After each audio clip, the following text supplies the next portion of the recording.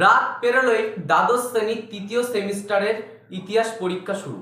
সেটাকেই উদ্দেশ্য করে আজকের এই ভিডিওতে দ্বাদশ শ্রেণীর ছাত্রছাত্রীদের জন্য তৃতীয় সেমিস্টারের ইতিহাসের সাজেশন নিয়ে চলে এসেছি। এমসিকিউ সাজেশন, কয়েকটি সম্ভাব্য এমসিকিউ তোমাদের জন্য রেখেছি, সেখান থেকে তোমাদের কিন্তু এমসিকিউ কমন আসবে। তাই আমি তোমাদের বলে দেবো কোন কোন এমসিকিউ গুলো তোমরা গুরুত্ব দিয়ে পড়বে, সেগুলো বলে দিচ্ছি আজকের এই ভিডিওতে। শুধু একটাই অনুরোধ, আমার দেওয়া সাজেশন এমসিকিউ যেগুলো বলে দেবো তোমরা সেইগুলো বাড়ি একটু পড়বে, সেখান থেকে কিন্তু 100-এর মধ্যে 80% কিন্তু এমসিকিউ কোশ্চেন কমন চলে আসবে। তাহলে চলো বলে দিচ্ছি তোমরা কোন প্রশ্নগুলো, কোন এমসিকিউ গুলো গুরুত্ব দিয়ে দেখবে। আর একটা, হ্যাঁ তোমাদের আর একটা কথা, স্কুলে যদি তোমার কোনো স্যার, ইতিহাসের স্যার যদি তোমাদের প্রশ্ন দিয়ে থাকে কমন এমসিকিউ, সেইগুলো কিন্তু অবশ্যই তোমরা বাড়িতে একবার দেখে যেও। তাহলে চলো এমসিকিউ গুলো বলে দিচ্ছি। এক দাগ, ভারত ভ্রমণ বিষয়ক ইবন বতুতার বিখ্যাত গ্রন্থ কোনটি? কিতাব উল রিহলা। দু দাগ, দ্য ট্রাভেলস অফ মার্কো পোলোর গ্রন্থের লেখক কে? Marco Polo. তিন, মার্ক পোলোর সময় পাণ্ড্যদের রাজধানী কোনটি ছিল? কায়ল। আলবিরুনি, এটা অলবিরুনি আছে, আলবিরুনি হবে। আলবিরুনি ভারত ভ্রমণ সংক্রান্ত বিখ্যাত গ্রন্থের নাম। তহকিক ই হিন্দ। পাঁচ, কিতাব উল হিন্দ গ্রন্থের লেখক কে? অলবিরুনি। আলবিরুনি হবে। ছয় দাগ, মোগল যুগের পর্যটক বানিয়ে ভ্রমণ কাহিনী কোন ঐতিহাসিক বর্ণনায় পাওয়া যায়? বানিয়ে হবে, উত্তর হবে বানিয়ে। সাত দাগ, ভারতের পর্তুগিজ শক্তির কেন্দ্রকে ডাচ পর্যটকদের বলে? বানিয়ে। আট দাগ, মার্কো পোলো কত সালে ভারতের করমণ্ডল উপকূলে আসেন? 1292 খ্রিস্টাব্দে। দশ দাগ, ইউরোপীয় কোন পর্যটক প্রথম লেখক শেষ পর্যন্ত চীনে পৌঁছেছিলেন? Marco polo. বানিয়ে পেশায় কি ছিলেন? চিকিৎসক। এগারো দাগ, আব্দুর রাজ্জাকের বিবরণ থেকে কোন সাম্রাজ্যের প্রশাসন ও সমাজ জীবনের কথা জানা যায়? বিজয়নগর সাম্রাজ্য। বারো দাগ, দক্ষিণ ভারতের কোন রাজা মুক্ত ও রত্ন উত্তোলনের জন্য বিখ্যাত? পাণ্ড্য রাজা। মাবার শহরকে গুরুত্বপূর্ণ শিল্প কেন্দ্র বলে উল্লেখ করেছে মার্কো পোলো। মার্কো পোলো কি ছিলেন? বণিক। তারপরে 15 দাগ, কোন পর্যটক ভারত সম্পর্কে সামাজিক, অর্থনৈতিক, ধর্ম সম্পর্কে কাজে বিবরণ দিয়ে যান? Marco polo. তারপরে 16 দাগ, দ্বিতীয় দেব রায় রাজত্বকালে সমৃদ্ধির কথা ভাবা যায় কি? আব্দুর রাজ্জাক। 17 দাগ, বিজয়নগর রাজাদের প্রচলিত উপাধি কি ছিল? নরপতি। 18 দাগ, মালদ্বীপ থেকে চীনা প্রতিনিধি দল চীনে ফিরে যান কোন সালে? 1433 খ্রিস্টাব্দে। মার্কো পোলো কার শাসনকালে চীনে এসেছিলেন? কুবলাই খান। ইবন বতুতা কোন সম্রাটের দূত হয়ে চীনে গেছিলেন? 1300।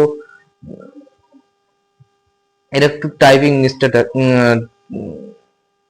মিস্টেক আছে। ইবন বতুতা, তোমাদের এই 20 নম্বর কোশ্চেন এটা তোমরা মুছে দাও, এর একটু প্রবলেম আছে। 21 দাগ, মানে ওখানে উত্তর করা হয়নি তাই। 21 দাগ, কোন পর্যটকের রচনা থেকে মাবার রাজ্যের বিভিন্ন প্রথা কথা জানা যায়? রাজবংশ। বিজয়নগরের সমাজ জীবনে দেবদাসী প্রথার অস্তিত্ব ছিল কার বিবরণ থেকে? আব্দুর রাজ্জাক। ইবন বতুতা দিল্লি কাজী কত বছর ছিলেন? 8 বছর। Father of the modern geography কাকে বলা হয়? আলবিরুনি। হোসেন শাহের নৌবাহিনীর সেনাপতি কে ছিলেন? 8 বার। নৌবাহিনীর সেনাপতি ছিল 8 বছর। এটা হয়েছিল কত বছর? ইবন বতুতা দিল্লির কাজী ছিলেন 8 বছর। আর হোসেন শাহ নৌবাহিনীর সেনাপতি কে ছিলেন? এটা হবে তোমাদের আব্দুর রাজ্জাক। 26, ওটা একটু ওখানে 8 বার আছে, ওখানে হবে আব্দুর রাজ্জাক। 26, একজন দক্ষ দরজি দ্বারা পরিচালিত বলে বিজয়নগরকে কে উল্লেখ করে? আব্দুর রাজ্জাক। 27 দাগ, ইবন বতুতা কোন দেশে পর্যটক ছিলেন? মরক্কোর তানজিয়ার। 28 দাগ, পর্যটক পেশ এর বিবরণ থেকে সাম্রাজ্য সম্পর্কে কোন প্রথা ও কোন অত্যাচার থেকে রক্ষা পেতে কোথায় আশ্রয় নিত? হিন্দু রাজ্যে। 29 দাগ, বানিয়ে এর সময় বাংলার কোন শিল্প সবচেয়ে উন্নত ছিল? সুতি ও রেশম শিল্প। 30 দাগ, পর্যটক মন সেরেটে জানা সূত্র অনুযায়ী বাংলার অবস্থা কি ছিল আকবর ও জলদস্যুদের থেকে ভক্তি আন্দোলন ও অন্যান্য? 31 দাগ, বাংলার বৈষ্ণব ধর্মের ভক্তি আন্দোলন প্রচারকের নেতৃত্ব দেন কে? চৈতন্যদেব। 32 দাগ, বাংলার বৈষ্ণব ধর্মের ভক্তি আন্দোলনের প্রাণ পুরুষ কে? শ্রী চৈতন্যদেব। 33 দাগ শ্রীকৃষ্ণ বিজয় কাব্যটি কে রচনা করে? শ্রীধর শহীদুল্লাহ। 34 দাগ গৌড়ীয় বৈষ্ণব ধর্ম মতে প্রধান প্রচারক কে? শ্রী চৈতন্যদেব। শ্রী চৈতন্যদেব ভক্তি আন্দোলন কোন শতকে হয়েছিল? খ্রিস্টীয় 16 শতকে। ভারতের সুফিবাদের প্রচারের প্রতিষ্ঠাতা কে? শেখ নিজামুদ্দিন চিশতি তুক্ক হারাবি। 13 দাগ রাম ও রহিম একই ঈশ্বরের দুটি ভিন্ন নাম, কে বলেছিল? কবি। শ্রী চৈতন্যদেব সমগ্র তথ্য পদাতিক কবি নামে পরিচিত। 38 দাগ শ্রী চৈতন্যদেবের অনুসারীরা তাকে কি বলে রাখতো? যমুনা সিং। 39 দাগ চৈতন্যদেব কোন শাসকের আমলে ধর্মপ্রচার করেন? শ্রীকান্ত। 40 দাগ পূর্ব ভারতের ভক্তিবাদের প্রধান প্রচারক কে? শ্রী চৈতন্যদেব। 41 দাগ শ্রী চৈতন্যের আবির্ভাব ঘটেছিল কত সালে? 1486 খ্রিস্টাব্দে। 82 শ্রী চৈতন্যদেব প্রবর্তিত ধর্মের মূল ভিত্তি কি ছিল? শ্রী চৈতন্য ভারতী। আর পরে তোমাদের 43 দাগ বাংলার ইলিয়াস শাহী শাসনের সূচনা করেছিলেন কে? শামসুদ্দিন ইলিয়াস শাহ। ইলিয়াস শাহীর বংশের শেষ সুলতান কে ছিলেন? জালালউদ্দিন ফতেহ শাহ। 45 বাংলা হোসেন শাহী বংশের প্রতিষ্ঠাতা কে ছিলেন? আলাউদ্দিন হোসেন শাহ। 46 কোন সময়ে সুলতান যুগের আকবর বলা হয়? আলাউদ্দিন হোসেন শাহ শাসনকালকে। কাকে বাংলার আকবর বলা হয়? হোসেন শাহকে। সরস্বতীর খা উপাধি নেন কোন সুলতানের পুত্র? মালাধার বসুর পুত্র। 49 দাগ কোন সুলতান গুণরাজ খা উপাধি নেন মালাধার বসুকে? 50 কত সালে ইলিয়াস শাহের বংশাবসান ঘটে? 1487 খ্রিস্টাব্দে। 51 আইযুব খানামা গ্রন্থটি রচয়িতা কে? সেগুপ্ত।